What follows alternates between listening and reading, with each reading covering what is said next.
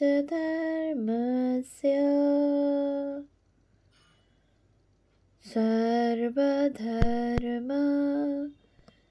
स्वरूपिणे अवतार वरिष्ठाय रामकृष्णाय ते नमः। পূজনীয় স্বামী সুপর্ণানন্দজি মহারাজের রচনা শ্রীরামকথা গ্রন্থ থেকে পাঠ, পৃষ্ঠা সংখ্যা 23, দ্বিতীয় পর্যায়। শ্রীরামকথা কিভাবে শিব কর্তৃক জগতে প্রচারিত হয়েছিল সে কথা তুলসীদাস সবিস্তারে জানিয়েছেন। স্বয়ং শিব সদা সর্বদাই রাম নাম জপ করেন। এমনকি শ্রীরাম পত্নী বিরহে কাতর হয়ে যখন দণ্ডকারণ্যে লক্ষ্মণের সঙ্গে ঘুরছেন, তখনই শিব লুকিয়ে তাকে দর্শন করে পুলকিত হন এবং জগত পাবন সচ্চিদানন্দের জয় হোক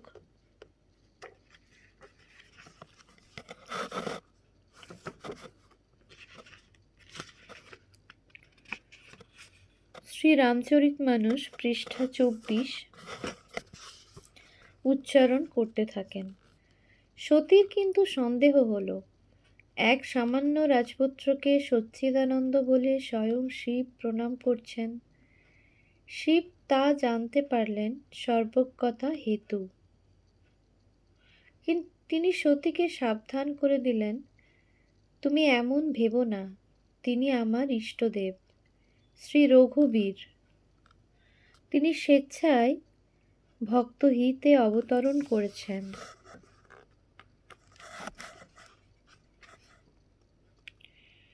দ্রষ্টব্য শ্রীরামচরিতমানস পৃষ্ঠা 53 থেকে 54 বালকাণ্ড। তবু সতীর সন্দেহ গেল না। শিব ভাবলেন সবই প্রভুর মায়া। তবু বললেন, তুমি নিজে পরীক্ষা করে সন্দেহ ভঞ্জন করো না কেন? উৎস শ্রীরামচরিতমানস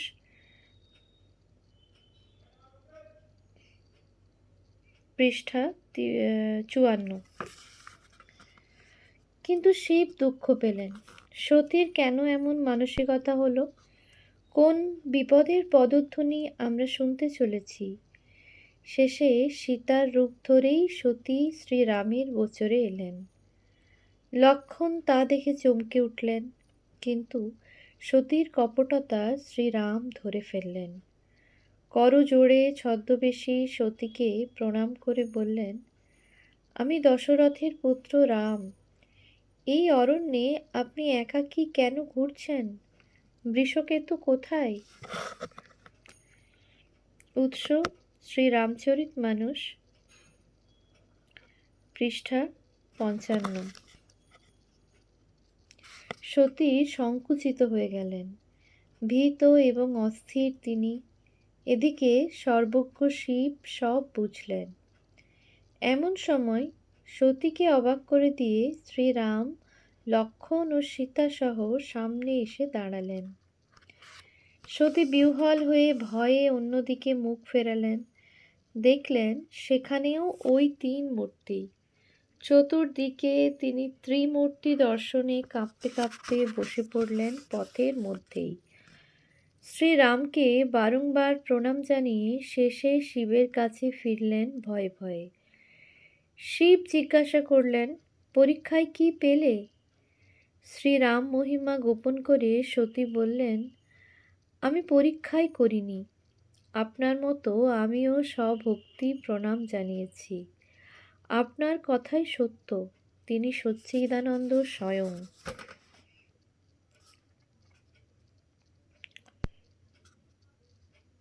শ্রীরামচরিতমানস পৃষ্ঠা 57। এদিকে শিব সব বুঝলেন। বিপদ সামনে। সতী পবিত্র, কিন্তু সীতার বেশ ধরে গুরুপত্নী সেজেছে যে। এরপর তো আর পতি-পত্নীতে সম্পর্ক থাকে না।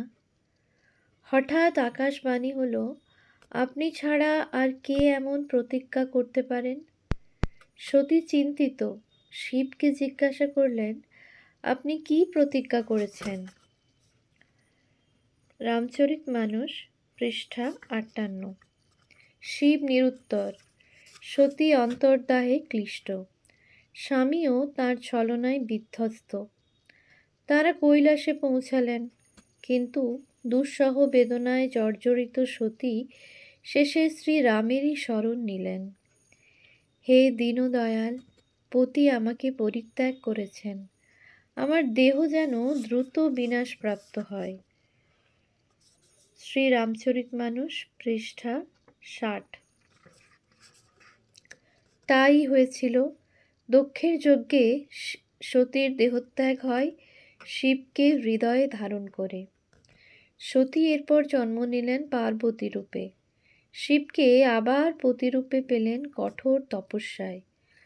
পার্বতীর মা মেনকা জামাই বরণ করতে এসে শিবের বিরূপ বেশ দেখে কন্যাকে কোলে নিয়ে সজল নয়নে বললেন, হায় বিধাতা, আমার মেয়েকে এমন সুন্দর করেছ, তার এরূপ পাগল স্বামী কেন স্থির করলে? নারদের আমি কি ক্ষতি করেছি যে সে আমার সুন্দর সংসার নষ্ট করল? এমন পাগল বরের সঙ্গে মেয়ের বিয়ে দেব না। শ্রীরামচরিতমানস পৃষ্ঠা ৯০। পার্বতী মাকে সান্ত্বনা দিলেন, মা গো, আমার অদৃষ্টে পাগল স্বামীই লেখা আছে যে, বিধাতাকে দোষ দিয়ে কি হবে? শ্রীরামচরিতমানস পৃষ্ঠা ৯১। সপ্তর্ষিরা এলেন, নারদ এলেন হিমাচল গৃহে। মেনকাকে পূর্বজন্মে সতীর কথা শোনানো হলো। শ্রীরামকে ঈশ্বর বলে মানতে না পারায় সতীর পরীক্ষা করার বাসনা জেগেছিল।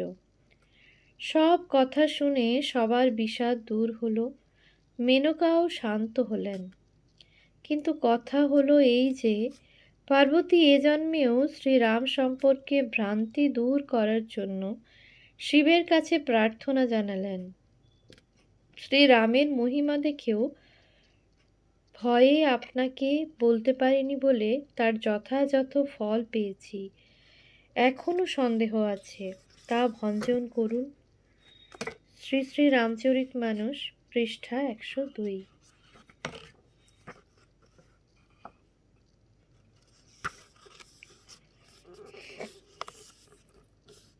শিব তখন পার্বতীকে মঙ্গলময় রামচরিতমানস বললেন। তা কাকভূষণ্ডী পরে সবিস্তারে গরুড়কে বলেছিলেন। এবার আসি কৃত্তিবাসী রামায়ণের কথায়। রামচরিতমানসের মতো এমন সর্বভারতীয় আবেদন না থাকলেও কৃত্তিবাসী রামায়ণ বঙ্গবাসীর হৃদয়ে পরম আনন্দের সঞ্চার করেছিল। গৌড়েশ্বর রাজা কংসনারায়ণের নির্দেশে মহর্ষি বাল্মীকির রামায়ণ অবলম্বন করে বাংলায় কবিতাকারে কৃত্তিবাস ওঝা রামায়ণ মহাকাব্য রচনা করলেন। তার পিতা বনমালী ওঝা, মাতা মালিনী দেবী। জন্ম নদিয়া জেলার ফুলিয়া গ্রামে। তাঁরই বংশে পরবর্তীকালে বাসুদেব সার্বভৌম এবং ভারতচন্দ্র রায়গুণাকর জন্মগ্রহণ করেন। চৈতন্যদেবের ১০০ বছর আগে কৃত্তিবাস জন্মেছিলেন। কৃত্তিবাসের রামায়ণে শ্রীরাম কোমলতা আর কারুণ্যের অবতার রূপে কীর্তিত হয়েছেন।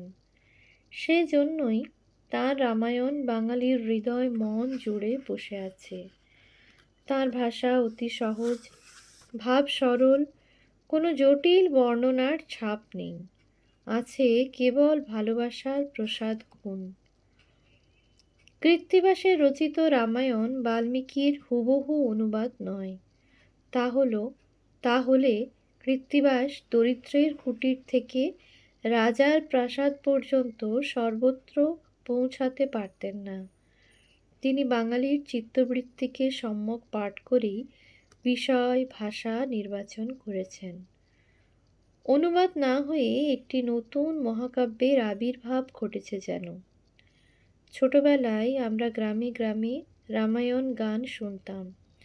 তখন সব বয়সের মানুষের মধ্যে এক অপূর্ব শ্রদ্ধা ভক্তি লক্ষ্য করেছি। আজ সেসব স্মরণ করে বিস্মিত হই। কৃত্তিবাসের রামায়ণ মা জানকীর দুঃখের কাহিনী হয়ে উঠেছে। সেজন্য বাঙালির চোখে জল ভরে আসে। সেজন্য বাঙালির চোখ জলে ভরে আসে। রামায়ণ গানে তরণী সেন বধ পালা স্মরণে আজও আমরা বিহ্বল হয়ে পড়ি। বাল্মীকির সীতা প্রতিবাদী তৃপ্ত ক্ষত্রিয় বীর, অন্যদিকে বাঙালির কোমল মনের মাধুরী মিশিয়ে কৃত্তিবাসী সীতা সত্যিই মা জননীর মতোই স্নেহশীল, ভাববিহ্বল, লজ্জাবনত বাড়ির বধূ, স্নিগ্ধ এবং যোগী। কোমলতা, করুণার প্রস্রবণ তাঁর রামায়ণ। বাল্মীকি শ্রীরাম দেবতা নন, ঘরের মানুষ, দাদা, ভাই, রাজা, কর্তা প্রভৃতি। কৃত্তিবাসে শ্রীরাম দেবতার মতোই অসম্ভবকে সম্ভব করেন। পরবর্তীকালের কৃষ্ণপ্রেমের কোমলতা, বৈষ্ণবীয় ভাবতন্ময়তা, বীরত্ব নয়, কৃত্তিবাসকে প্রভাবিত করেছে বেশি। শ্রীরামের মধ্যে কৃত্তিবাস প্রেম ভক্তির পরাকাষ্ঠা দেখেছেন। মহাবীর হনুমান বুক চিরে রাম নাম লেখা অস্থি দেখাচ্ছেন। এসব ছাড়াও কৃত্তিবাস মহাকবি বাল্মীকিকে অনেকাংশেই অনুসরণ করেননি। সেজন্যই বাঙালির হৃদয়ে শ্রীরাম এত নিবিড়ভাবে অধিষ্ঠিত। তমসার তীরে বাল্মীকির ভূপাতিত ক্রৌঞ্চ দর্শনের ইতিহাসকে তিনি পুরোপুরি গ্রহণ করেননি। কৃত্তিবাস শুরু করেছেন বৈকুণ্ঠের নারায়ণকে দিয়েই। তিনি নিজেকে 4 ভাগে ভাগ করে ভরত, লক্ষ্মণ, শত্রুঘ্ন সহ লক্ষ্মীরূপিণী সীতা দেবীকে নিয়ে বসে আছেন। নারদ তা দেখে ত্রিকালদর্শী মহাদেবের কাছে গিয়ে নারায়ণের এমন রূপের কারণ জানতে চাইলেন। এই হলো নারায়ণের ভবিষ্য রূপ। ভ্রমণরত ব্রহ্মা এবং নারদকে দেখে দস্যু রত্নাকর বধ করতে উদ্যত হলে এই হত্যার জন্য যে পাপ হবে তা বহন করবে কে? নারদের এই বাক্য শুনে রত্নাকর গেলেন বাড়িতে। তার পরের ঘটনা আমাদের জানা। মরা মন্ত্র পেয়েই জপ শুরু। শেষে বল্মীক স্তূপে আবৃত হলো দেহ। 60,000 বছর পর তিনি বাল্মীকি হলেন। এরপরই ক্রৌঞ্চ নিধন পর্ব। কৃত্তিবাস এইভাবে বাল্মীকির পথে এসে মিলেছেন। গ্রন্থারম্ভে পার্থক্য লক্ষণীয়। বর্ণনার পার্থক্যও অনেক। অল্প বিস্তর সেসব মূল পর্বে সন্নিবেশ করার ইচ্ছা রইল। বাল্মীকির অনেক বিষয় তিনি গ্রহণ করেননি। সবচেয়ে বড় বিষয়, রাবণ বধের আগে আদিত্য হৃদয় স্তোত্র এর পরিবর্তে কৃত্তিবাস মা দুর্গার অকাল বোধন এনেছেন।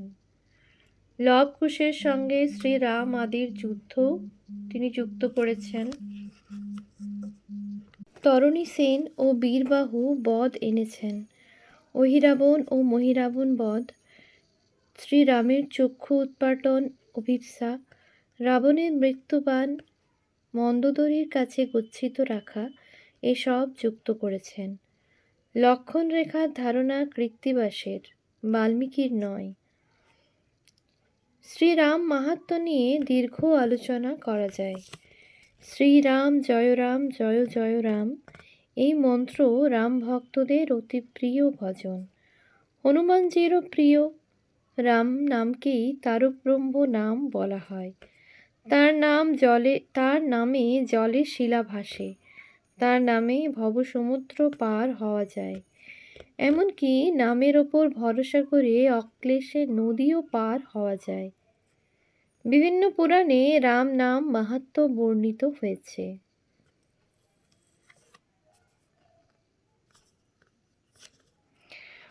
ॐ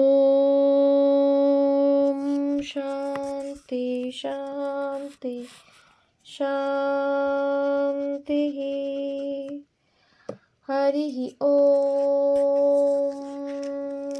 तत्सत्। श्रीरामकृष्णार्पणमस्तु।